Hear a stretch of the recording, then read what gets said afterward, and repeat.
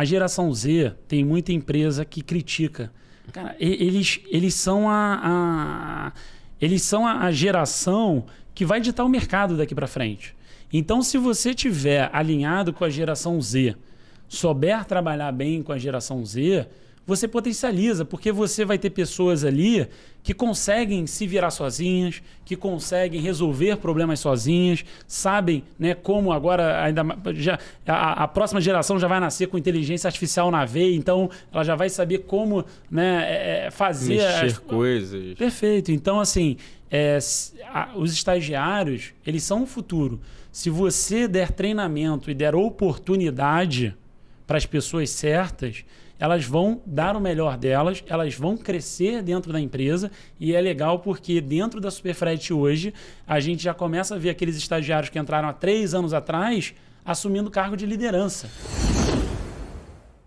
Fala galera do Papo de CEO, bem-vindos a mais um episódio e hoje estamos com o CEO da Superfret, Vitor Manhês. Tudo bem, cara? Tudo bem, Dário. Obrigado aí primeiro pelo convite. Estou super feliz e animado de estar aqui. Obrigado de verdade. Acho que vai ser um papo bem legal e construtivo aí para a comunidade aí empreendedora, de C-Levels e interessados aí. Boa. Como eu te falei, aqui é um papo e hoje eu quero mais explorar os pontos aqui da tua carreira e do Superfret. Então, Vitor, como a gente já estava falando antes de começar o gravando, queria escutar um pouco da tua história. Você veio de mercado financeiro e foi parar no setor de logística. Como é que foi isso? Uma se você me perguntasse há 10 anos atrás se eu ia trabalhar com logística, provavelmente eu ia te falar que não. Acho que foi uma trajetória natural, né, de muitas mudanças e adaptações, mas contando um pouquinho dessa história, lá atrás eu tinha muita convicção que o que eu queria para minha carreira era trabalhar com o mercado financeiro. Certo. Talvez muito influenciado ali pelos meus pais que vieram desse mercado. Então, na época, eu estava muito decidido que minha carreira ia ser na parte do mercado financeiro. Até quando foi ali em 2008, logo quando teve aquela crise de 2008, eu fundei o... Não aconteceu nada, uma crise boba, né? Na história, não deu quase nada. Para o mercado, enfim, foi uma grande revolução de lá para cá. E ali, naquele momento, meu pai me incentivou muito a querer fundar, né? Constituir, de fato, um clube de investimento. E aí, naturalmente, eu fundei um clube de investimento. Eu tinha acabado de fazer 18 anos, então ninguém ia ser louco de investir num garoto ali que tinha acabado de fazer 18 anos, entrado para a faculdade. E aí meus 2 cotistas, além de mim, era meu pai e minha avó, que era quem estava ali apostando em mim. Mas, enfim, assim eu comecei no mercado financeiro, fui para um banco de investimento, trabalhei na mesa de operações por alguns anos nesse banco de investimento.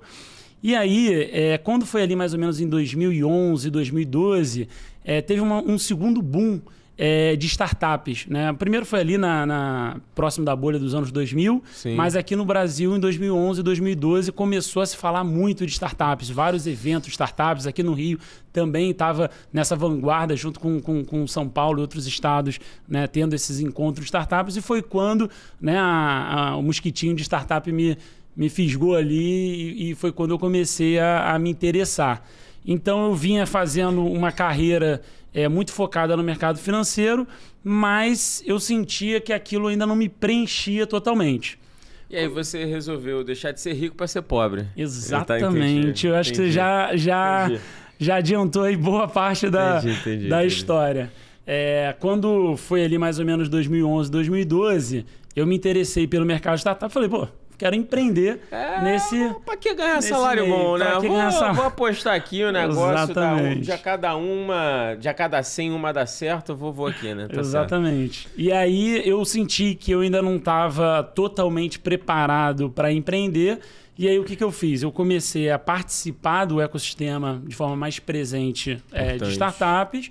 E fui trabalhar numa empresa, na BR Malls, que era uma holding de shopping center, que agora se fundiu com a Aliança e formou o Grupo Allos. Uhum.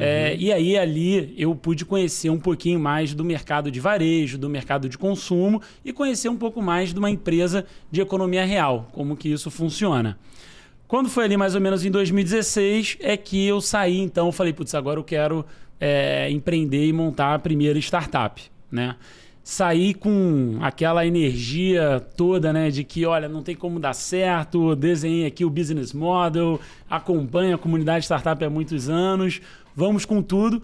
Eu sempre fui uma pessoa financeiramente muito disciplinada, então, desde aquela época lá de trás, de 2008, quando fundei o clube, eu sempre economizava para esse momento quando fosse empreender. E aí, quando foi 2016, eu fui com tudo, né, com sede ao pote. Falei, ó, não tem como dar errado, vou aqui dar o start nessa trajetória empreendedora. Nesses pontos aí, você já disse duas coisas muito relevantes. Primeiro foi se preparar, né? Perfeito. Tipo, quero fazer, porém não estou preparado ainda. Perfeito. Acho que isso é um game changer para muita gente. Eu hoje não vou citar nomes, mas eu sou advisor de algumas startups. E, cara, eu nesse momento eu tô com uma galera com uma ideia ótima e a galera pouco preparada. Perfeito. E o que isso acontece? Acontece que a startup fica com pouca credibilidade, né? Porque a startup ela luta quanto tempo para crescer. E se o cara não tá preparado, na verdade você tá consumindo o tempo que você deveria dar de exit para as pessoas que entraram para se preparar. Então, essa coisa de timing é importante. E a outra também é, obviamente, tá capitalizado para poder fazer mudança de vida, né? Porque no final tem que pagar a conta. Exato. E essa questão de se preparar é até uma coisa que eu falo bastante lá com o time. O conhecimento é o principal atalho que a gente pode ter. Então, a gente lá na Superfret, a gente investe muito em consultorias, educação, treinamento, enfim. Ou seja, já captei um lead aqui, tamo junto. Boa. Boa. Anotado. É importante porque o conhecimento ele vai te trazer um atalho, você vai evitar ficar batendo cabeça. E isso eu trago para minha vida pessoal também. O tempo inteiro eu estou estudando, lendo livro ou escutando algum curso. Então, eu invisto muito em curso. Em primeiro lugar, eu sempre invisto em curso. Porque aquilo é o que vai te trazer, né, alguns passos à frente. Você gosta de ler também ou não? Eu gosto mais de escutar audiobook. Geralmente o que eu faço é de manhã eu vou dar uma caminhada, coloco o fone de ouvido, tô com um audiobook e vou escutando o audiobook. Eu até 2024, até esse início desse ano, eu era um cara muito de leitura, eu era muito voraz de leitura.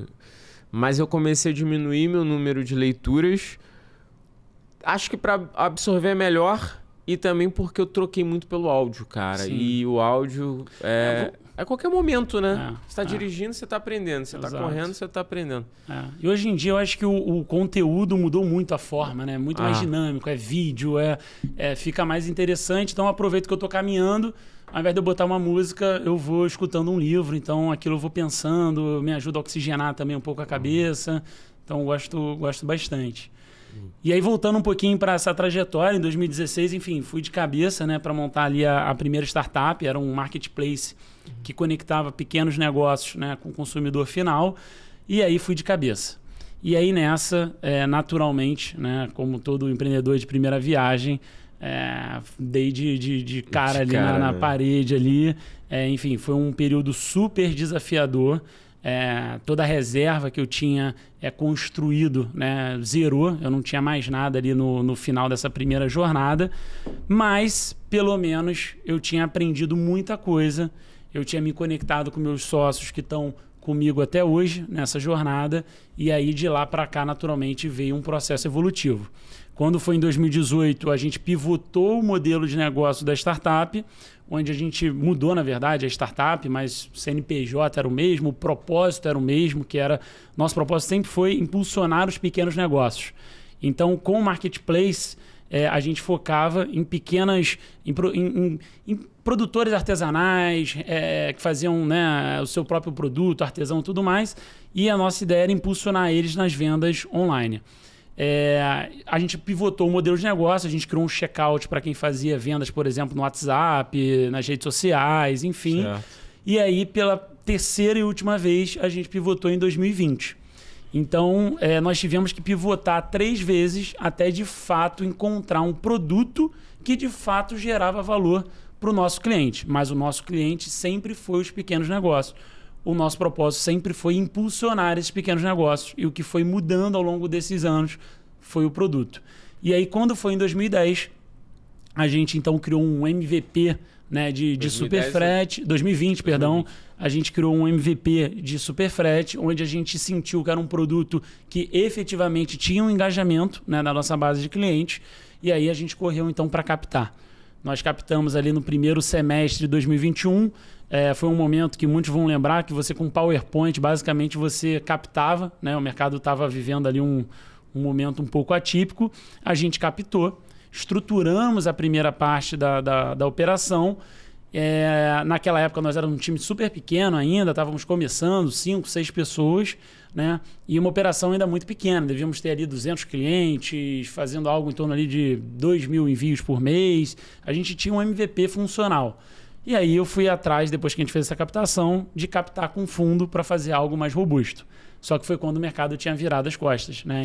No finalzinho de 2021, nenhum fundo mais estava querendo captar. A gente já estava vendo uma mudança significativa de cenário naquela época. E aí foi quando eu vi uma reserva que a gente tinha feito através da captação e falou, vamos tentar daqui levar essa empresa o mais longe possível. Então, de lá para cá, a gente cresceu quase que numa linha orgânica. Atualmente somos mais de 120 colaboradores. Estamos aí batendo quase a marca de 10 milhões de envios no ano e se tornando o player número 1 desse mercado, né? Comparado aí com um grande concorrente. A nossa estimativa é no ano que vem ser de fato o player que lidera esse mercado e esse segmento. Caramba! Hoje, explicando exatamente o que é a Superfrete, para o pessoal poder concatenar. Perfeito. O que vocês fazem? Hoje a Superfrete ela é uma plataforma completa de gestão de envios focado nos micros e pequenos negócios, tá? Então é o público que a gente foca, só que a gente o nosso posicionamento é como se a gente fosse uma incubadora desses pequenos negócios. Sim. A logística ele é uma consequência de uma venda. E a venda para um pequeno negócio, ela precisa ser bem trabalhada. Então, o que nós fazemos a gente chega num pequeno negócio quando ele ainda está começando, quando ele está idealizando montar uma loja, abrir que seja uma página numa rede social para começar a divulgar o produto. A gente investe muito em educação, treinamento, tudo de forma gratuita. Então, por exemplo, agora num período próximo de Black Friday e Natal, né, a gente lançou o nosso próprio curso para a nossa comunidade. Então, a gente ajuda os nossos clientes a se desenvolverem. Naturalmente, eles crescendo, eles vão fazer mais envios e eles fazendo mais envio, isso se transforma em maior número de frete. E aí, do outro lado, nós temos os nossos parceiros, que são as transportadoras. Então, o que a gente faz, no final das contas, é agregar valor tanto para o nosso cliente quanto para as transportadoras, né? Então, no final, a gente sempre tem essa balança ali de dois lados. E para o teu cliente que é o varejista, ele, através do Superfrete, consegue achar quais são as melhores logísticas que ele pode fazer para aquele determinado produto, é isso? Perfeito. Ele através da nossa solução, ele consegue, né, primeiro fazer a venda ali em tempo real com o cliente, seja através de redes sociais, seja através do site dele. Toda a nossa plataforma foi feita para trabalhar nesse modelo dessa venda mais dinâmica atualmente. Então, a gente tem, por exemplo, aplicativo, a gente tem plataforma web, a gente tem integração com plataformas de e-commerce e tudo mais. A gente oferece sempre a solução mais competitiva em termos de preço e em termos de prazo, tá, de logística, e a gente trabalha junto com as transportadoras para também reduzir custos operacionais para a transportadora e, com isso, conseguir baratear o frete ainda mais para o nosso cliente. Então, no final, o que a gente tenta sempre fazer é como que a gente gera mais valor para o nosso usuário, como que a gente gera mais valor para as transportadoras, e a Superfrete é uma grande orquestra nesse meio, tá? Então, hoje a gente tem uma plataforma com mais 100 mil clientes, né, únicos mensais que utilizam de fato a solução da Superfrete, e a gente faz isso de forma escalável, dando suporte, atendimento humanizado, via chat em tempo real. Nosso NPS foi de 87, a nossa meta é de 91 agora para o final do ano, então é um NPS acima da curva. Estamos concorrendo agora ao Prêmio Reclame Aqui, então, enfim, estamos sempre ali tentando ver como que a gente, de fato, é a melhor solução para o nosso cliente e também para a transportadora. No final das contas, a gente precisa sempre ter essa balança de dois lados. É uma plataforma multilados, né? Para quem não está familiarizado com o modelo, você, na verdade, tem dois clientes, né? Porque você, sem um, você não consegue operar. Então, você precisa trabalhar as duas pontas, né? Você precisa agregar e gerar valor para os dois lados, exatamente. Você imagina, o cara que entrega não está mais afim de ficar na tua plataforma, você perdeu tua entrega de valor de ter uma cadeia completa ali, né? A gente sempre trabalha para gerar mais demanda para o nosso parceiro, né? Então, a gente sempre faz essa balança. Vamos gerar mais demanda para o nosso parceiro, porque assim a gente fica sendo uma plataforma também super interessante. E você é remunerado pela intermediação, imagino. Perfeito. O nosso cliente, ele hoje não paga nenhum tipo de assinatura. Usar a Superfrete, ela é uma solução gratuita. E por essa razão que se torna ainda mais importante e desenvolver essa comunidade de usuários que nós temos. Porque a gente só ganha se eles venderem. Certo. Então a gente precisa trabalhar para que eles vendam mais, para que eles consigam vender mais, para que o negócio deles cresça mais. Porque eles crescendo, naturalmente, como consequência, é o nosso sucesso. E não sei o que vocês ajudam em relação a isso, mas hoje ainda um dos principais problemas de venda na internet ainda é meio de pagamento. O cliente não consegue fechar o carrinho e ele abandona. Ainda é tempo de carregamento de página. Ainda é custo de frete. Perfeito. Né? É engraçado pensar nisso, né, no mercado brasileiro de e-commerce, porque é um mercado que 2016 eu escutei de um cara falando, o e-commerce nunca vai vender mais do que uma loja. Bizarro, né, cara? Mudou muito, né? E a pandemia, eu acho que foi um divisor de águas muito grande ali, que acelerou esse processo. Em 10 vezes, mas vemos e convenhamos, né, cara? Hoje, pelo amor de Deus, né? E-commerce é tudo. Eu só tenho coisas específicas hoje que eu compro na loja física, que é para uma questão de experiência. Mas assim, dia a dia, qualquer coisa, eu não vou mais em loja nenhuma, cara. Aqui eu pego o celular e já era. É bizarro, é bizarro. Nossa, minha mulher nem gosta disso. Mas assim, eu sou fanático por consumo imediato de coisas que eu quero e que vão chegar no dia seguinte, mas eu não vou precisar gastar meu tempo para fazer isso. Eu vim fazendo mercado aqui, cara. Antes de chegar aqui no podcast, entrei aqui no Zona Sul do meu amigo Pietrangelo, fiz o Zona Sul, mandei entregar em casa, o porteiro já recebe, a menina que é minha assistente lá recebe, já deixa tudo arrumado, tá tudo ok. Perfeito. Eu acho que tem um ganho muito grande a compra online, por algumas razões, né? Primeiro, acho que o seu leque de opções ele é muito grande, né? Você consegue ter acesso a qualquer tipo de item, utensílio, né? Ali de forma instantânea. E economiza muito tempo, né? Eu lembro há 10 anos atrás você precisava de uma bateria específica, você tinha que ir de loja em loja buscando a bateria. Hoje você pega o app, bota já um modelo, aparece a solução e pede para entregar em algumas horas ou no dia seguinte tá lá. Então, de fato, a venda online mudou muito. Roupa, né, era um tabu alguns anos atrás e hoje em dia, enfim, todas as minhas roupas eu só compro online também. Isso é uma tendência que veio para ficar, né, e não muda, né? Mas aí, falando sobre os benefícios que você traz pro teu parceiro varejista, obviamente, além do frete, você me citou que você tenta ajudar eles em mais algumas coisas com relação à facilitação de compra. O que você ajuda nesse sentido? O teu gateway ou você fez um gateway de pagamento também? O que se refere aos nossos clientes que utilizam a Superfrete. Tá.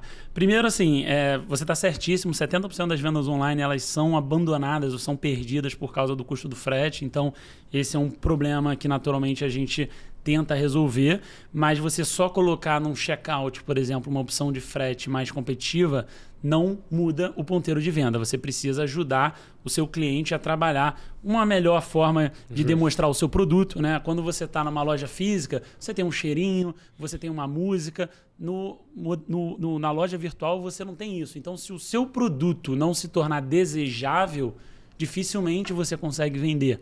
Então, a primeira coisa que a gente ajuda como o seu produto se torna um produto desejável, para que o cliente, pelo menos, ele chegue até o carrinho. E a partir daí, né, a gente sugere as principais soluções de plataformas de e-commerce, que já tem otimização, seja para SEO, ele ajuda a te posicionar organicamente na internet, né?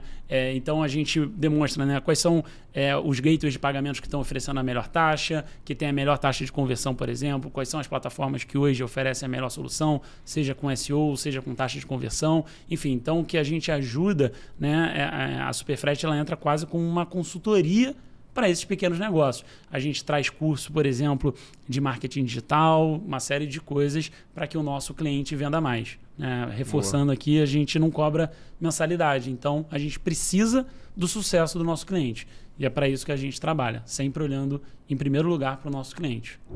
E o Papo de CEO agora tem como patrocinador oficial a Transfero, uma empresa de infraestrutura em blockchain e criptoativos. Um dos principais produtos da Transfero é a solução de pagamentos que conecta toda a infraestrutura bancária, blockchain e criptoativos em um único sistema, te dando mais segurança e diminuindo seus custos. Se você quiser conhecer mais sobre a Transfero, não deixe de acessar www.transfero.com.br.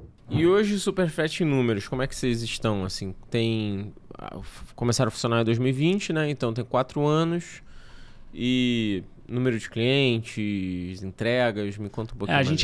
A gente agora, esse mês, acabou de bater a marca de 100 mil clientes mensais, né? Então você imaginar aí quase mais que um Maracanã lotado de cliente em que a gente dá suporte, atendimento, né? Cuida de fato mensalmente. Então é um trabalho que precisa ser super bem otimizado e escalável para que você consiga fazer isso, né, sem interferência. Olha, por exemplo, nossa nota do Reclame Aqui, 8.3, né?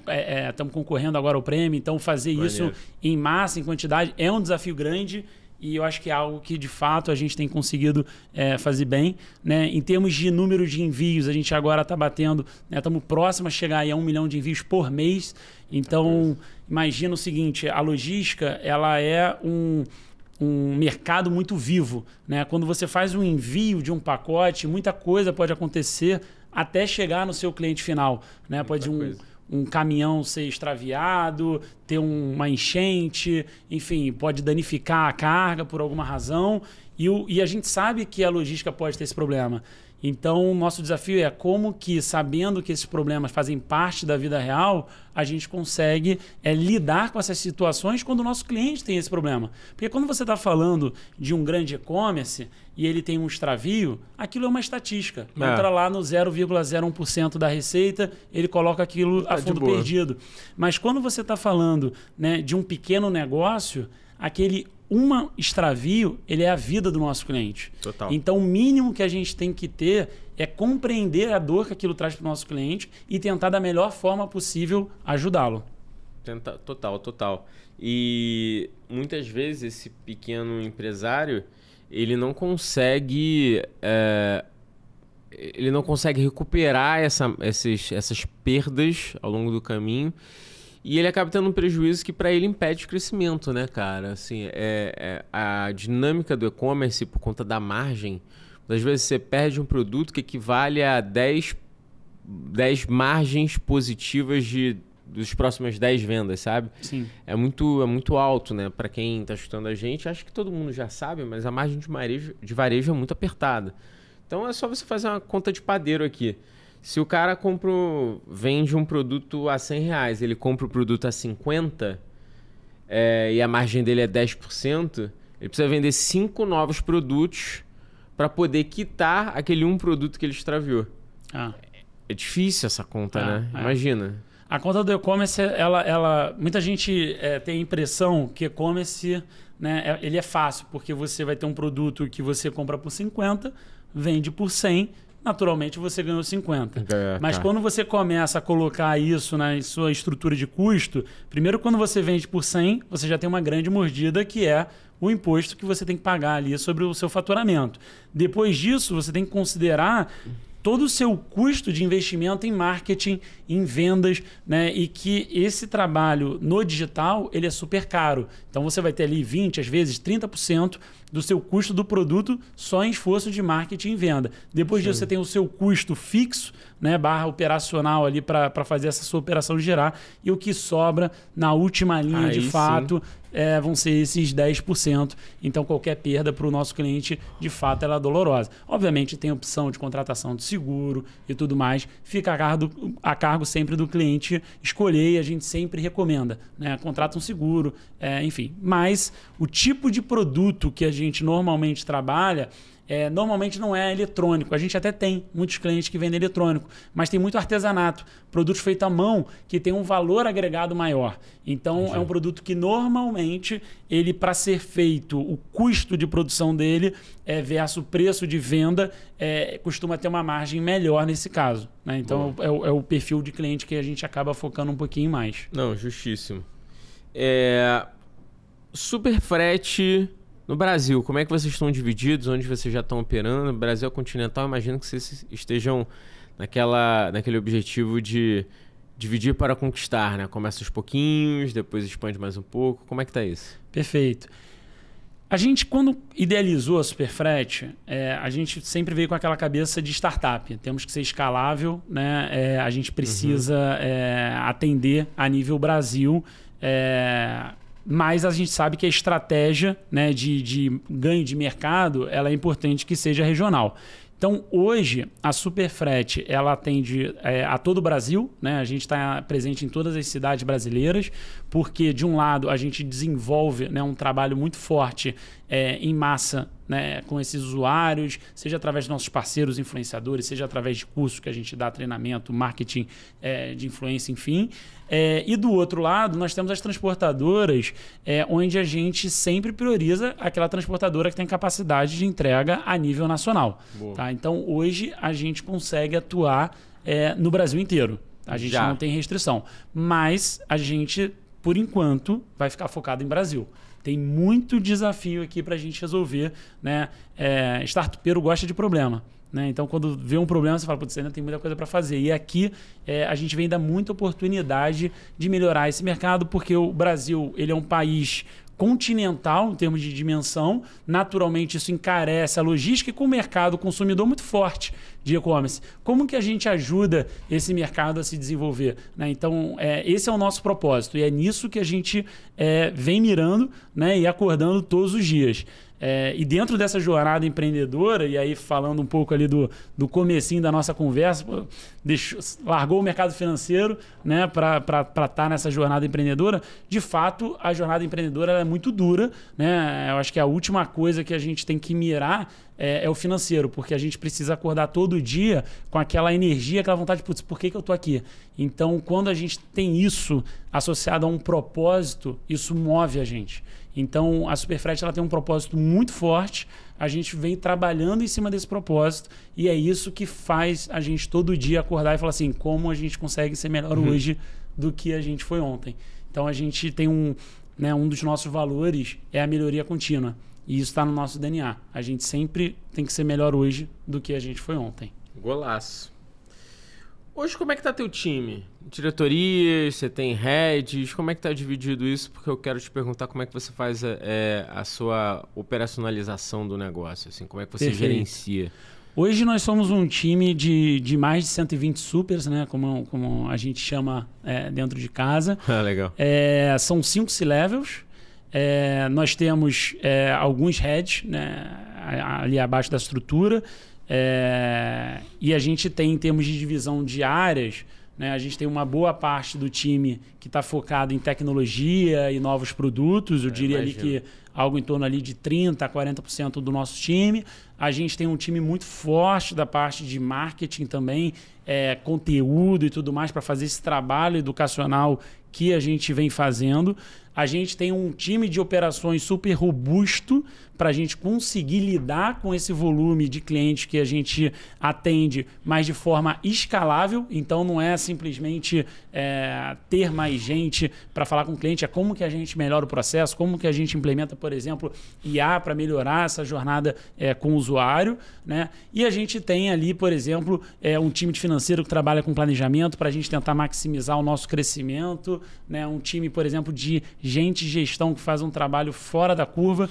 Hoje são 5 pessoas no time de gente de gestão para fazer um trabalho de cultura muito forte que tem dentro da Superfrete. Então, é algo que a gente valoriza bastante. A gente tem avaliação 360 a cada 6 meses. Enfim, a gente faz um trabalho de reforço de cultura o tempo inteiro, porque no final das contas, o que faz, né, a Superfrete ser a Superfrete são as pessoas. Então, o nosso principal pilar são as pessoas. A gente é super criterioso com quem vai fazer parte da Superfrete. Por isso até que eu 100% das pessoas que hoje estão na Superfret contratadas, eu faço sempre a última entrevista. Então é uma coisa que eu não abro mão porque eu quero ter certeza que aquela pessoa que está entrando para dentro de casa, né, é a pessoa certa, né, é a melhor pessoa. E o nosso processo seletivo ele é super concorrido. Se você olhar hoje, por exemplo, a Superfret em termos de número no LinkedIn, são mais de 110 mil seguidores para basicamente 120 pessoas no time. A gente está falando de quase 1.000 seguidores para cada pessoa no time, porque o nosso processo seletivo que a gente faz, ele é super rigoroso, né? Desde que, quando a gente abre a vaga até as etapas seguintes, porque pessoas excelentes gostam de trabalhar com pessoas excelentes. Então a gente precisa garantir que o time da Superfret é o melhor time, é um time unido, forte, que consegue trabalhar em conjunto para vencer esse desafio do mercado de e-commerce. Golaço, cara. Assim, muito bom escutar isso, principalmente porque você consegue perceber, mais uma vez, algumas lições aí. Lição de gestão, de conseguir dividir os times, e lição de gente de gestão, como você falou, né? De cultura, de organização, de trazer as melhores pessoas.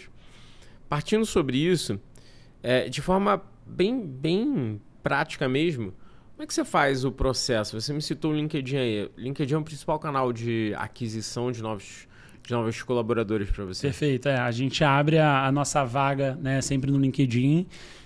E aí, algo em torno ali de 200 candidatos aqui, a gente começa, de fato, a fazer o primeiro processo de triagem.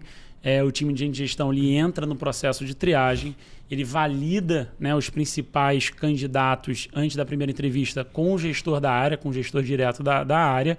Depois disso, a gente de gestão faz a primeira entrevista, o gestor da área faz a segunda entrevista e normalmente eu faço a terceira entrevista, ou dependendo do caso, tem mais uma pessoa dentro dessa etapa, né?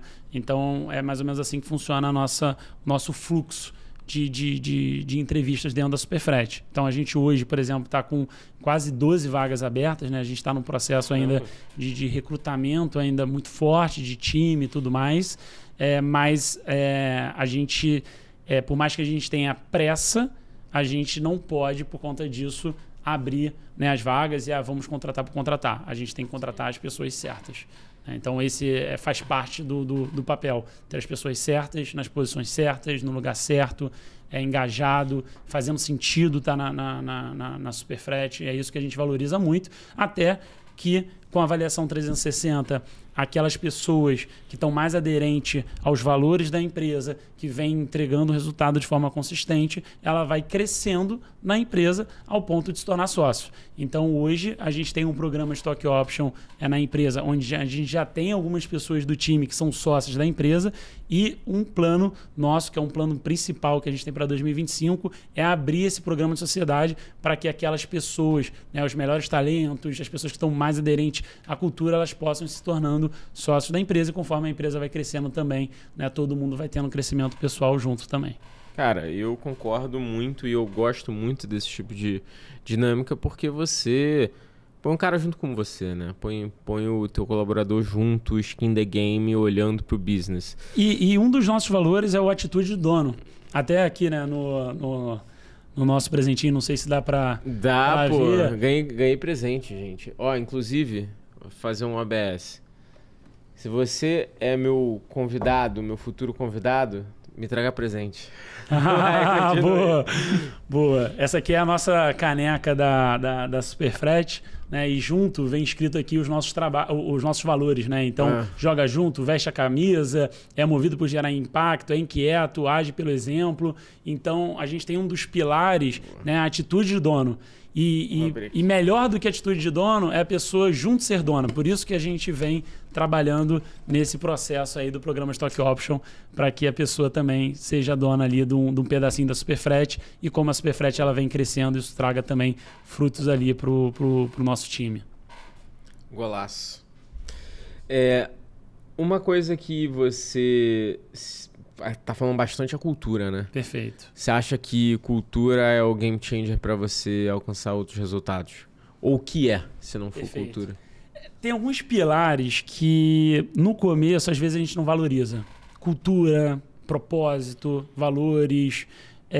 No começo às vezes a gente acha que isso são palavras, né? Que a gente escreve porque dentro da educação tradicional, sempre foi dito que uma empresa precisa ter valores e tudo mais. Mas, na prática, isso faz muita diferença e você começa a ir vendo isso ao longo do tempo.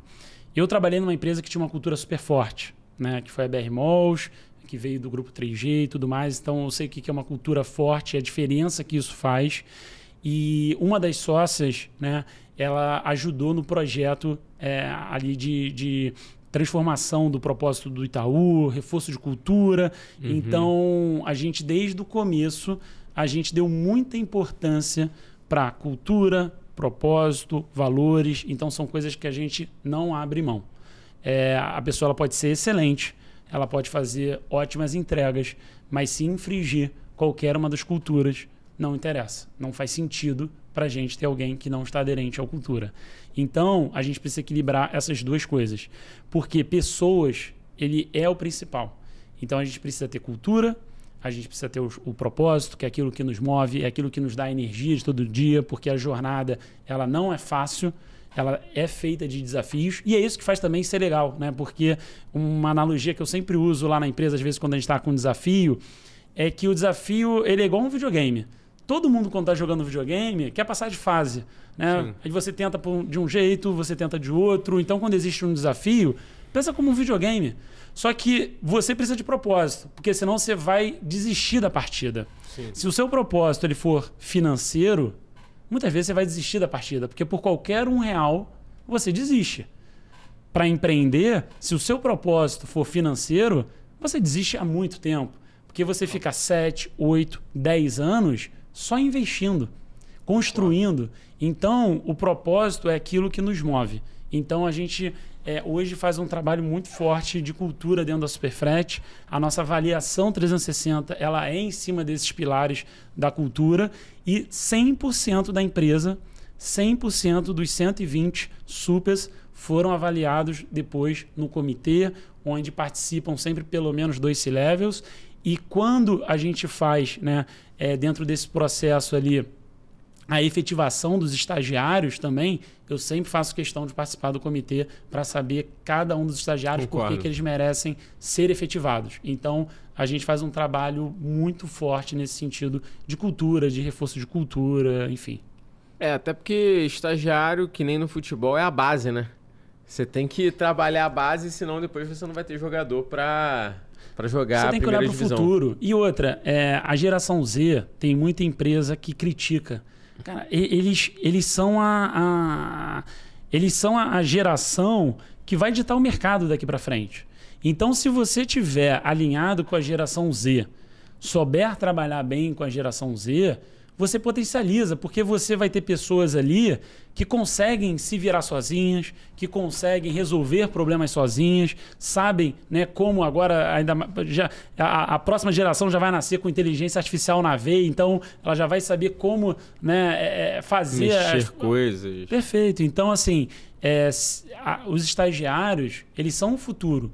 Se você der treinamento e der oportunidade para as pessoas certas, elas vão dar o melhor delas, elas vão crescer dentro da empresa e é legal porque dentro da Superfret hoje a gente já começa a ver aqueles estagiários que entraram há 3 anos atrás assumindo cargo de liderança. Isso é muito legal. Então a gente hoje, por exemplo, tem um programa de Team Leader, que é o primeiro passo para a pessoa começar a se tornar líder. Aí ele atua como um Team Leader junto com os demais estagiários.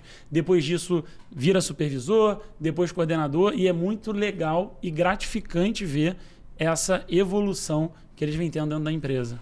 E você trabalha híbrido, remoto ou presencial? Boa pergunta. A Superfret ela cresceu na pandemia. Sim. Cresceu não, começou, né? Porque a gente cresceu depois da pandemia, na verdade. Começou a pandemia já tinha acabado. E aí, quando a gente foi montar o escritório, isso foi mais ou menos ali finalzinho de 2020, início de 2021, a gente montou um escritório, botamos cadeira, mesa e tudo mais. Quando a gente foi contratar o primeiro profissional, cadê que a gente conseguia alguém para ir presencialmente? E eu era uma pessoa que eu estava muito ainda resiliente ao remoto. Né? E os meus sócios sempre falavam assim, cara, mas o remoto, vamos testar, vamos... E a gente foi testar o remoto. Só que quando a gente foi testar o remoto, a gente não foi testar o remoto de uma forma convencional, do tipo, beleza, cada um vai para o remoto, depois a gente vira presencial. É para ser remoto? Então nós vamos ser uma empresa de referência no remoto. Contratamos consultoria, implementamos processo, a empresa inteira roda no mesmo fluxo, no mesmo ambiente de trabalho. Existe um processo feito para que a nossa jornada do remoto funcione. Então, a empresa, desde o começo, ela nasceu e foi estruturada para funcionar no remoto. E vocês são remoto. Então, hoje nós somos 100% remoto. Nós temos um escritório no Rio, nós temos um escritório em São Paulo. Mas ele é mais um espaço de encontro e happy hour às quintas-feiras, quando o pessoal gosta de se encontrar, do que, de fato, um ambiente de trabalho. Porque a gente até prefere que o time fique totalmente remoto do que no modelo híbrido. Porque no remoto, a pessoa ela já sabe a forma de trabalho, ela já tem um local só para tomada de decisão. Tudo é feito, né, de forma compartilhada com todo mundo que está naquele mesmo ambiente. Então, trabalhando o remoto muito bem, você acaba gerando valor para as pessoas que fazem parte da empresa, né? Porque não tem que se desgastar com trânsito, com deslocamento, nem nada disso. A gente dá a oportunidade para os melhores profissionais de cidades de interior. Então, foi bem legal. Recentemente, a gente contratou uma pessoa técnica do time de desenvolvimento que ele mora num vilarejo com menos de 500 habitantes. Nossa. Então, essa pessoa ela tinha dois caminhos, né? Ou ela se mudava eventualmente para uma grande cidade, ou ela continuava nesse vilarejo trabalhando para uma empresa que vem liderando, né, esse mercado de startups, de logtech e tudo mais, e dando a oportunidade para ela de estar na cidade dela, com o custo de vida dela, só que trabalhando como se estivesse numa grande capital. Boa. Então, o que a Superfret faz é dar essa oportunidade para os melhores profissionais, né, das regiões. Então, a gente abre sempre o processo seletivo para todo o Brasil todo. Mas a gente quer ter certeza que aquele é o melhor profissional para aquela vaga. Se ficar na dúvida, não entra. Não leva. A gente também é remoto com casos onde a gente faz algumas interações mensais também no físico. Mas você não acha que é mais difícil você conseguir trabalhar cultura no time, no remoto? Perfeito. Porque eu em 2020, parece que foi brincadeira, mas 2020, em fevereiro, eu gravei um vídeo falando sobre presencial ou remoto. E no vídeo eu falo uma coisa que eu sustento até hoje. A partir do momento que você já tem uma empresa, as pessoas já estão lá, elas já sabem como as coisas funcionam, você ir para o remoto é muito mais fácil. As pessoas já absorveram sua cultura. Agora, a partir do momento que você começa no remoto, se você... É muito difícil você conseguir incutir cultura. Talvez seja um pouco mais fácil se sua empresa começa muito pequena. Agora, vamos supor que você tenha que fazer uma rodada de investimento, você capte XYZ, você tem que botar mais 80 pessoas em 2 meses. É difícil garantir essa cultura no remoto, essa é a minha opinião, apesar de acreditar que o remoto é se bem feito, é um dos grandes modelos. A minha empresa é remota, reforçando, mas eu vejo muito essas questões de você conseguir segurar a cultura no momento que você está crescendo, né? Como é que você vê isso? Perfeito. Sem sombra de dúvida, o desafio da cultura no remoto ele é maior, mas porque ele é diferente.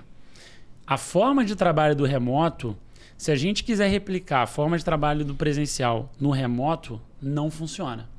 O presencial, a cultura, você trabalha e de forma orgânica, você não precisa fazer muito esforço porque a cultura ela já está ali carimbada.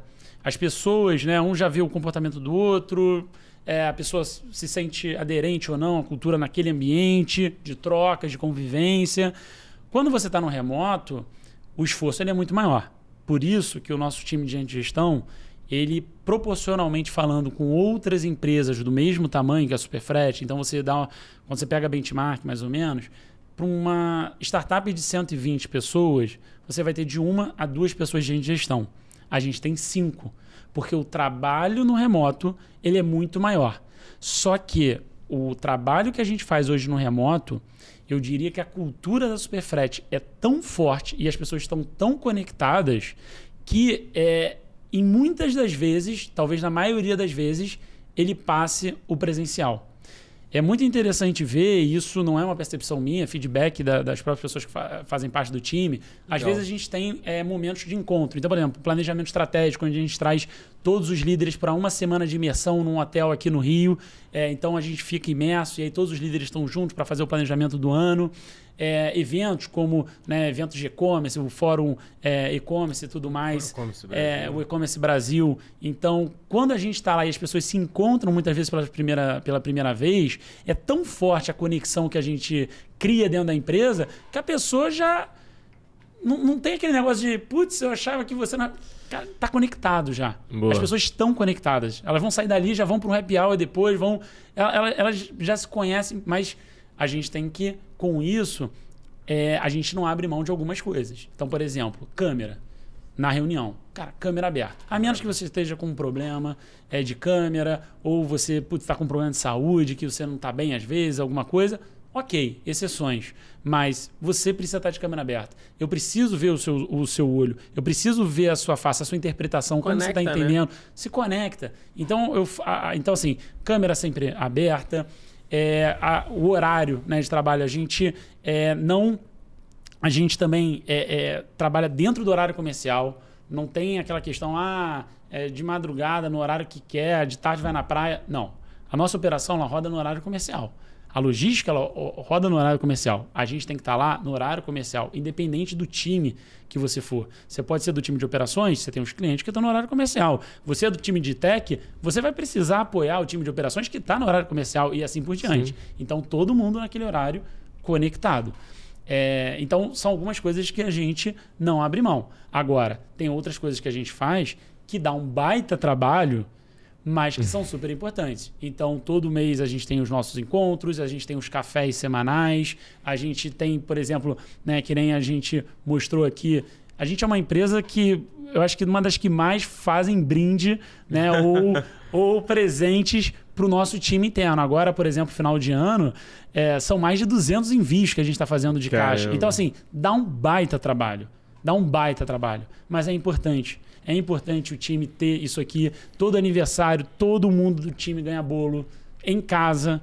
Então, assim, a gente cria a experiência que às vezes pode ficar faltando do presencial, mas no final das contas, a gente, eu acho que o trabalho que a gente faz, a gente se preocupou tanto desde o começo que a cultura da Superfrete, ela, na grande maioria das vezes, ela é mais forte até do que alguns casos de presencial.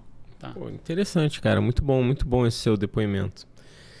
Objetivos para Superfrete. Você disse que recebeu uma rodada, você pode abrir o valor? Como é que é isso? A gente recebeu uma rodada no primeiro semestre de 2021. Foi uma rodada seed. Já tem, daqui a pouco vai fazer 4 anos, que a gente recebeu essa rodada. E a gente depois ia fazer uma captação com fundo. Acabou que quando o mercado virou, a gente falou, vamos construir com o que temos. Né? E no final das contas, foi bom. Foi bom porque a gente, desde o começo, a gente construiu uma empresa organizada, estruturada e sustentável. Então, hoje, a Superfrete não precisa de capital externo para crescer. A gente cresce a um ritmo de 100% ao ano, né? Mas com o resultado que a Superfrete gera. Então, é uma coisa que a gente, desde o começo, se preocupou. Tá? É claro que, existindo possibilidades e oportunidades que vão acelerar o crescimento da Superfrete, a gente está aberto a conversar, com uma certa recorrência, a gente é procurado, a gente conversa e tudo mais, mas precisa fazer sentido. Né? Então, olhando para frente, o que a gente sempre foca é em construir. Vamos focar em construir. Vamos focar no que tem que fazer. A gente não é uma empresa que tem vaidade, a gente não é uma empresa... Nada disso. Vamos focar no que tem que ser feito. Então, olhando agora para 2025, é um ano que a gente está super animado. Porque a Superfrete, ela, como veio crescendo nessa linha bootstrap, né? O que é bootstrap? É quando você vem crescendo sem injeção de rodadas de capital. Né? Naturalmente, isso atrasou algumas coisas. Claro. Então, esse é o ponto, digamos assim, não tão positivo de quando você não capta. Normal. Mas, por outro lado, né, a gente cresceu como uma empresa eficiente E até o ano passado a gente veio muito focado num único produto, que era o aplicativo, focado no micro e pequeno negócio. Só que, qual que é o lado legal dessa história? A gente funciona como uma incubadora desses pequenos negócios. Esses pequenos negócios estão crescendo. Quando eles crescem, eles precisam estar integrados com uma solução de e-commerce. E aí a gente precisa estar integrado a uma solução de e-commerce. Então, esse ano, por exemplo, foi um ano que a gente acelerou a nossa conexão com plataformas de e-commerce que a gente não tinha até então. A gente agora termina o ano com quase 20 das principais plataformas hoje do Brasil. Golaço. E isso tudo foi, né, desenvolvido nesses últimos meses. Então, 2025 vai ser um ano que a gente vai colher esse resultado do que a gente veio plantando ao longo dos anos, e também a gente vem trabalhando em projetos para melhorar a experiência para o nosso cliente e para as transportadoras. Então tem coisas que eu ainda não posso adiantar aqui, mas o ano de 2025 vai ser um ano de muita novidade. A gente está super animado, empolgado, porque a gente nunca terminou um ano tão preparado para começar um novo ciclo. Né? Então, óbvio, isso quer dizer que é fácil? Nem um pouco. Nem um pouco. Né? São muitas noites sem dormir, dá muito trabalho, mas, lembrando, é o propósito que nos move. Então, quando a gente vê isso acontecendo, a gente fica super animado para 2025. O que me leva à minha próxima pergunta.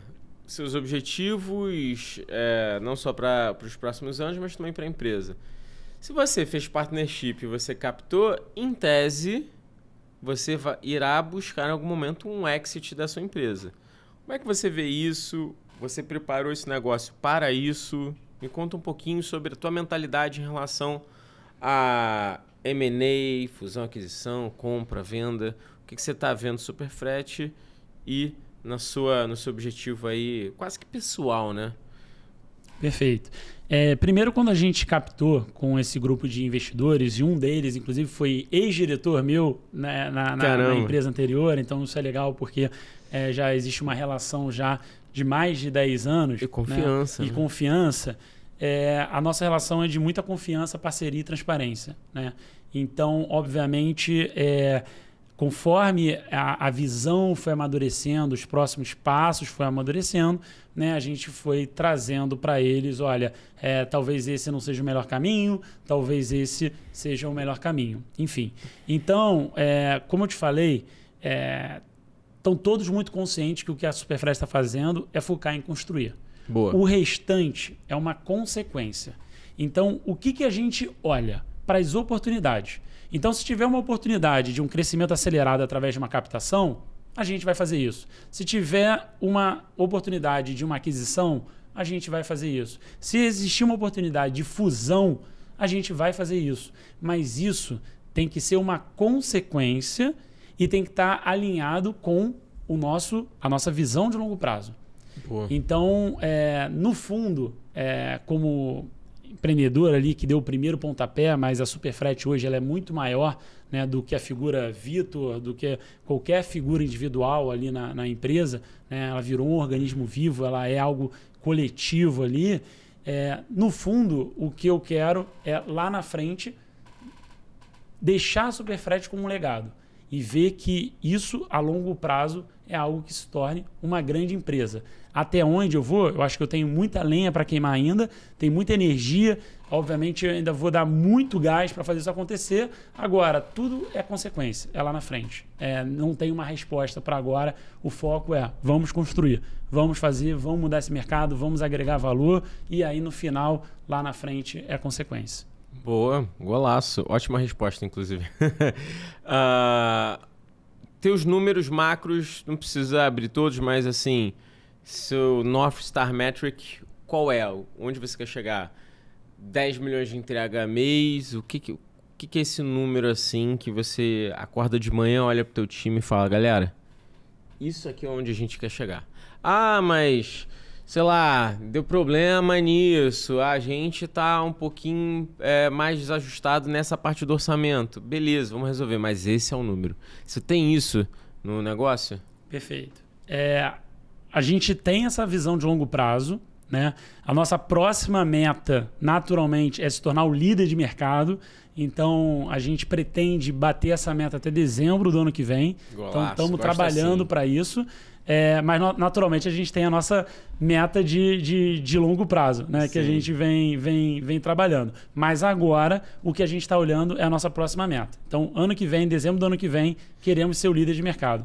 A partir daí a gente destrava a próxima fase, como eu falei ali do videogame, a gente já tem naturalmente essa visão, mas vamos passo a passo, né? Para a gente estar sempre ali abrindo e destravando as fases aos pouquinhos.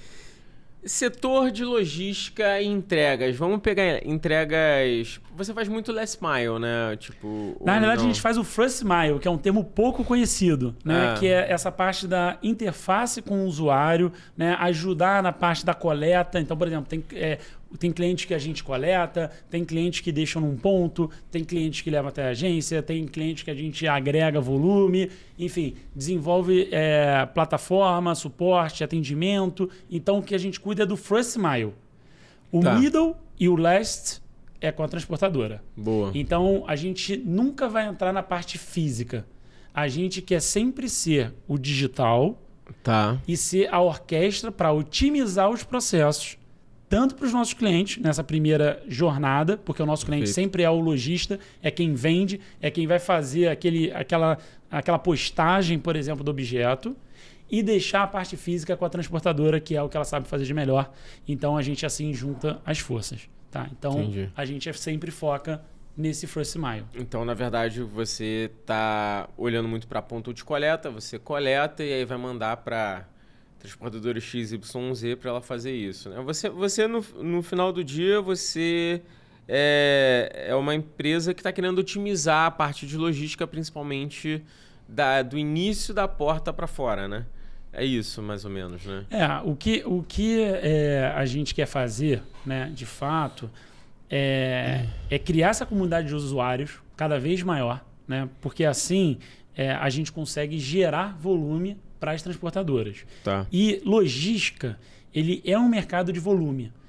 Para funcionar a logística, você precisa de volume, senão a conta não fecha. Você sair com um caminhão para uma entrega ou para 100 entregas, o custo é praticamente o mesmo. A diferença é que você vai diluir, ao invés de em um objeto, para 100 objetos. Então, é nisso que a gente vem trabalhando, criar volume, criar demanda para trabalhar junto com as transportadoras em melhorias de processos, melhorias que gerem eficiência para a transportadora. Então, hoje, naturalmente, a gente já faz toda a parte, por exemplo, de suporte, atendimento, fraude, processamento, contratos com clientes, parcerias, enfim. A transportadora, ela só precisa se preocupar em pegar o volume e fazer a entrega. Então, a gente já tira um grande peso da transportadora.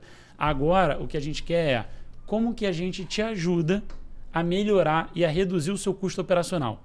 E é nisso que a gente vem trabalhando com as transportadoras, né? Então, enfim, eu acho que olhando para frente, lembrando, a gente sempre precisa gerar valor para esses dois lados, porque assim a gente consegue, né, se tornar cada vez mais eficiente e mais competitivo. E é nisso que a gente sempre olha e tenta trabalhar com eles. Como é que você está vendo o mercado de consumo e logística nesse atual momento? Crescimento frenético? Você acha que está tendo algum tipo de consolidação? Dá um pouco do seu overview do setor mesmo para a gente poder talvez até se antecipar alguma coisa que você esteja vendo ou só ter precaução em algum sentido que você acredite que as empresas normalmente não olhem. Perfeito. O segmento do e-commerce, né, ele vem crescendo de forma acelerada e essa é a projeção dos próximos anos. Então, a gente deve continuar vendo crescimentos acelerados nesses próximos anos.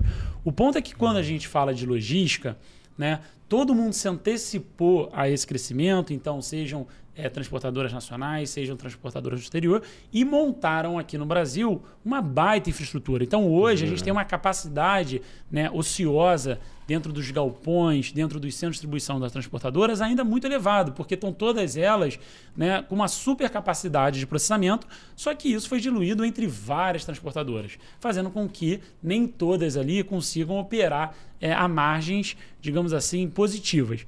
Então, o que a gente vê em termos de tendência é sempre do crescimento desse volume a médio e longo prazo, só que no curto prazo a gente teve um aumento de oferta de soluções de logística, mas a gente tende a ver um equilíbrio mais para frente, tanto por conta do crescimento do e-commerce que vem tendo, quanto por consolidações nesse segmento de logística. Tá? Então, ainda é um segmento que, nesse momento, mostra alguns desafios, mas acredito que isso seja temporário, conforme o e-commerce vai crescendo e conforme essas empresas vão sejam consolidando, enfim.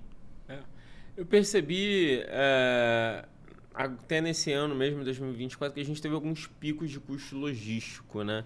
Não sei se foi por alguma coisa em específico que aconteceu no Brasil, não sei se é a Selic, queria entender do teu lado aí. Porque como a gente faz consultoria para diversas empresas, uma das coisas que a gente acaba olhando é resultado. E o resultado logístico a gente começou a perceber aquelas mudanças, né? Aquelas coisas para cima, para baixo. E eu sempre gero o meu indicador, né? Porque o indicador logístico, ele é um indicador que você vai pegar o ad valorem, vai pegar não sei o que lá, você soma tudo e tal, dá um custo de X em cima da carga. Como eu preciso gerar um indicador mais fácil pro empresário ler, eu, na verdade, eu falo, ok, beleza, isso aí é super legal, mas quanto isso custa em relação ao faturamento operacionalizado? E aí a gente tem as proporções de estado para estado, enfim, aí eu já fiz um monte. Então, sei lá, Rio de Janeiro, você tem ali a média, se você trabalhar a região sudeste, a média de 2% ali em cima do faturamento. Se você vai para Manaus, pode bater 8, dependendo, chega até 10 se a carga for muito pesada. Então você vai operando, eu vou olhando esses indicadores. Mas eu percebi umas oscilações esse ano. Teve alguma coisa específica, combustível? Eu não sei, cara. Tá. A tendência do custo da logística de e-commerce, ela é de queda, tá? De ser mais competitiva. Então essa é a tendência do custo logístico. Naturalmente, quando a gente tem um cenário de aumento de taxa de juros, aumento do câmbio e tudo mais, isso encarece o custo operacional da transportadora. Por quê?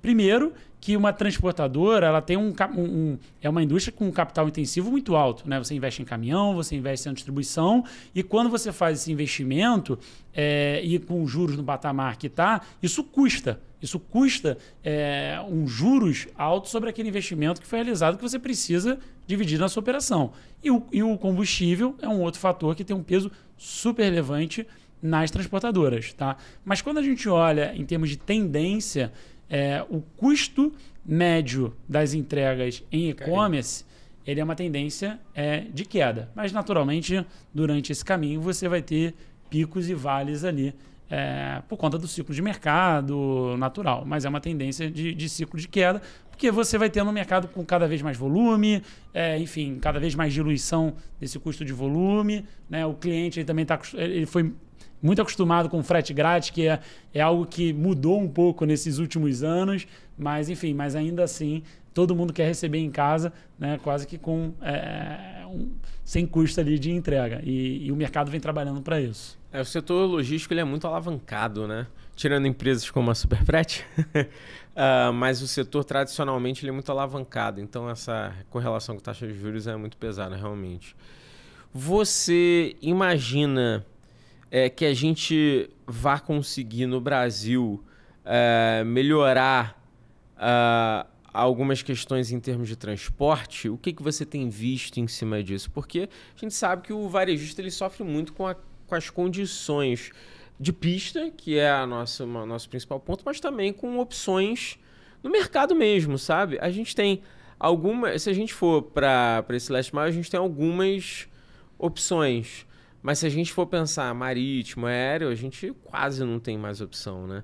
E a gente fica na mão de poucas pessoas, isso faz com que a gente tenha pouca margem de manobra. Eu não digo nem de preço, tá? Eu digo de manobra mesmo, de fazer o produto chegar do ponto A ao ponto B. Você acha que a gente vai crescer mais? Você está vendo alguma coisa nesse sentido? Você está vendo mais investimentos nisso, mais players surgindo? Como é que você está olhando? O que está acontecendo é uma adaptação no mercado, né? Então... você vê, por exemplo, agora uma tendência muito forte, né, de dark stores para estar próximo do cliente para fazer aquela última milha. Então, por exemplo, você pega alguns aplicativos, né, de supermercado ou coisa assim, ele tem uma dark store que ele te entrega em 10 minutos, com um custo muito baixo. Né? Então, o que eu vejo que está acontecendo é que o mercado está se adaptando, né? Usando lojas para fazer aquela entrega de última milha, fazendo a loja física para fazer a entrega de última milha, criando dark store em regiões que fazem sentido. Então, quando você olha a tendência, eu acho que é o mercado se ajustar à necessidade do consumo.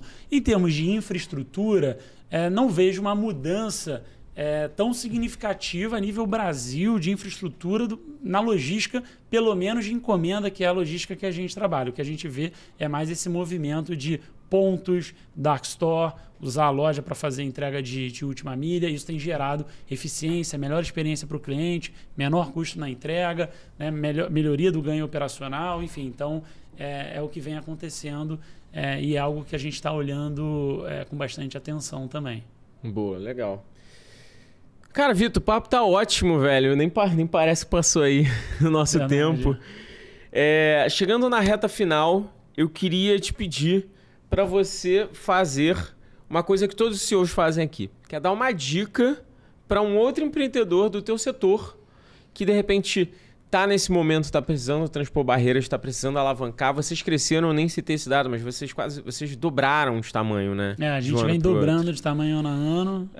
Os primeiros anos, naturalmente, né, foram mais, mas a base era menor. Claro. Mas agora a gente vem nesse ritmo. Dobrar 100 mil clientes já não é mais tão fácil. Né? Já não é mais tão fácil. Mas a meta continua e a gente vai perseguir essa meta aí. Então, você que dobrou de 50 para 100 mil clientes, como é que... Foi mais ou menos isso, né?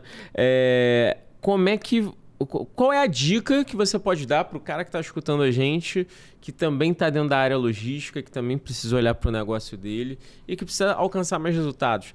O cara mais tradicionalista, talvez ele não dobre, né? Porque ele precisa de todo um aparato, de toda uma dinâmica de valor. Mas como é que ele pode crescer o negócio dele? Ou, de repente, até já me contradizendo, de repente ele pode até dar um shift no negócio e fazer isso, né? Mas a dica é tua, eu quero saber o que você poderia falar para esse cara. Boa. Aí eu acho que é um recado para todos os empreendedores, independente do segmento de logística. Cara, resiliência é a palavra número 1. Esse mercado você vai ter altos e baixos e você precisa acordar todo dia, né? Falando, estou aqui para isso, né? Independente do desafio. Então, você tem um propósito forte, sem sombra de dúvida, ele é importante, né? Mas investir em conhecimento, em time, trabalhar muito bem a visão de longo prazo da empresa para ter clareza onde quer chegar e acompanhar muito de perto os ciclos de mercado para saber como lidar nesse curto espaço de tempo também, porque você precisa chegar lá vivo, né? Então, são algumas dicas que eu dou, mas sem sombra de dúvida, a resiliência ela é o principal, porque a jornada ela não é fácil, né? E você precisa estar ali todo dia, né? Animado, independente do desafio, porque é temporário, mas você precisa estar resiliente para passar dos vales e alcançar novos picos. Então, eu acho que resiliência é a dica número 1 que eu dou para qualquer um, porque é feito de desafios. E é a parte boa também, né? São os desafios, é isso que move a gente, é isso que faz a gente querer jogar o videogame. Golaço. E a gente gosta desse videogame, né, cara? É o videogame da vida real. A gente gosta dessa coisa de empreender, não sei porquê, mas é uma coisa que faz com que a gente acorde de manhã feliz, né? Encarar problema. Já parou para pensar nisso, que a gente acorda feliz para encarar problema? E uma cabeça que a gente tem lá cara, vamos... intraempreender. Tragam pessoas para o time que queiram intraempreender. Você, para empreender, você não precisa ser o empreendedor solitário. Você pode se juntar com outros empreendedores, organizações, empreender já com uma infraestrutura existente. Então, é isso que a gente também vem trabalhando com o time. A gente quer cada vez mais pessoas no time com a cabeça empreendedora, que se torne sócio e empreenda, só que numa estrutura que já está rodando. Ao invés de, às vezes, né, você partir sozinho. Então, é gostoso, né, esse movimento de construir e trazer pessoas que também queiram construir junto, né? Total. Lá na Hyper, a gente divide por unidade de negócio, né, as empresas. E aí todo mundo da unidade de negócio pode ganhar um partnership para aquela unidade. Mas além disso, a gente sempre tenta buscar pessoas que tenham essa visão empreendedora para negócios que a gente normalmente monta. A gente tem uma startup que a gente lançou agora chamada Contrata PJ. É um sistema de gestão de contratos PJ para mitigar risco trabalhista e para gerar eficiência no processo de contratação de prestadores de serviços. E quem é a nossa sócia era uma gerente de produto que atuou com a gente, que começou como, sei lá, Associate Product Manager, virou gerente de produto e hoje ela é sócia desse novo negócio aí, tem participação, a gente tá rampando e ela virou Perfeito. A head COO desse negócio. Então a gente sempre tenta ficar buscando essas pessoas e vou dizer aí dica, se você não tá empreendendo, né, ou se você é C-level, cara, intraempreender é muito melhor, cara. Muito melhor. Você tem a estrutura toda para você, irmão. Entendeu? Mas eu tenho menos equity. Cara, mas e aí, cara? Você já matou metade do risco, você vai ganhar lá na frente, você já tem uma estrutura. Essa estrutura, talvez, se você fosse começar lá de trás, você teria que perder para um funding, você teria que perder no meio do caminho, errando. Cara, vale muito a pena, assim. Eu queria que alguém chegasse lá atrás para mim e falasse, olha só, você quer ter um negócio? Beleza, eu vou ser sócio para você. Seu aqui, eu vou te dar toda a estrutura e você toca lá. Perfeito. Eu falo a mesma coisa e às vezes é melhor você ter 1% de algo grande do que ter 100% de nada. Né? Porque você já vai ter uma estrutura, você já... Exatamente. Então, é bom. É bom. Meu amigo, não poderia deixar de terminar esse podcast dando seu presente do nosso patrocinador, que é Minimal. Sim, ó, inclusive, eu tô com uma camisa da Minimal, Bento. Também quero um presente aí Eu já sou cliente Minimal há um bom tempo. Então... Você conhece o Bento? Não conheço o Bento, mas ele não sai das minhas redes sociais aí, ali, Bento, então... Tá fazendo direito, hein? Boa. Você já conhece a Minimal, sabe que é a melhor roupa masculina para o dia a dia, a camiseta não dá bolinha, cara, é feito de algodão egípcio, o melhor para qualquer evento, para ir pro trabalho, pro happy hour, pro dia a dia. Eu uso para tudo, assim. Eu sou meu armário hoje só é Minimal. E se você quiser, só digitar aí www.minimalclub.com.br e tem um cupom de desconto Papo de Seu 15. Eu sou suspeito para falar, eu sou investidor deles também. Boa. Lá. Então eu curto pra caramba a galera e eles são meus patrocinadores. A gente tem uma relação aí de amizade e amor. Tamo junto, pessoal. Quer deixar suas redes sociais, por favor, antes de finalizar? LinkedIn ou a rede do Superfrete? Vou deixar na Superfrete porque a minha pessoal eu tirei para poder focar na empresa. Então eu não tenho mais, fora naturalmente meu LinkedIn. Então meu LinkedIn é Vitor Maes, fica aqui o convite para quem quiser se conectar. E segue lá as redes sociais da Superfrete, tem bastante conteúdo interessante. Todo dia a gente está postando novidades, conteúdos, informações para quem quer empreender ou quem já empreende no segmento de e-commerce. Então não deixa de seguir também a Superfrete. Boa. O meu, você já sabe, Dario_Pérez no Instagram e LinkedIn. Não deixem de curtir e compartilhar o podcast. Espalhem a palavra para as pessoas. Compartilhem no seu Instagram. Mandem para os seus amigos. E, por favor, deem rating aqui no podcast, tá? Tem 5 estrelinhas, clica lá, dá 5. Agora que você já escutou todo ele. Beleza? Até a próxima e tamo junto. Valeu, Vitor. Obrigado, Dário. Obrigado aí pelo convite aí. Valeu, tchau, tchau.